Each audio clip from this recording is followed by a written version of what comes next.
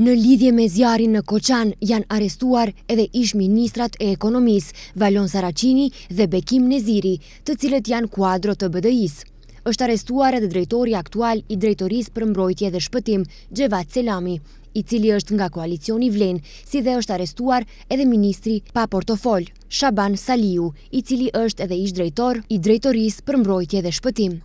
Hetimi po zgjerohet me 23 persona të rinj, 18 tashmë janë siguruar, 4 do të thëriten në pyetje gjatë ditës dhe 1 person ndodhet jashtë vendit.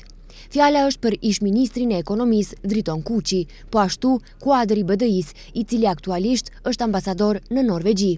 Ai në rrjetet sociale ka shkruar se pasi policia e kishte kërkuar sot në shtëpinë e tij për një intervistë informative, ai do të kthehet në Shkup. Unë besoj në drejtësi për të mirën e përbashkët. Do të jem në Shkup në fluturimimin e parë, jo për të justifikuar veten, po për të konfirmuar se transparenca dhe besimi janë e vetmja rrugë përpara. Unë jam këtu, me ndërgjegje të pastër para vetes, me vullnet të palëkundur, përpara Zotit dhe përpara ligjeve të shtetit, thuhet në postimin e tij në rrjetet sociale. Janë arrestuar të gjithë ministrat e ekonomisë dhe drejtor që nga viti 2012 kur funksiononte Disco Puls, por jo ministri aktual i ekonomisë Besar Durmishi. Si nga prokuroria, ashtu dhe nga Ministria e Brendshme, konfirmohet se po kryhet një aksion, por pa detaje konkrete.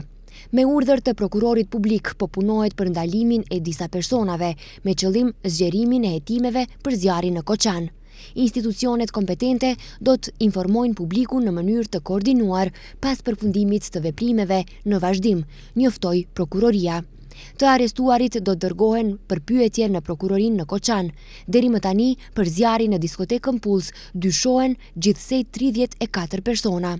Njëri nga të dyshuarit, sipas dokumenteve, menaxheri i diskotekës, i u nënshtrua plagëve të marra. Prokuroria kërkoi mbrëm vazhdimin e masës së arrestit efektiv dhe atë shtëpiak për të gjithë dhe për të 3 persona, një drejtor, një inspektor dhe një pjesëtar i sigurimit në disko, të zëvendësohet me arrest shtëpie. Nga gjykata e Koçanit kanë thënë se ende nuk kanë marrë vendimin lidhur me propozimin e prokurorisë.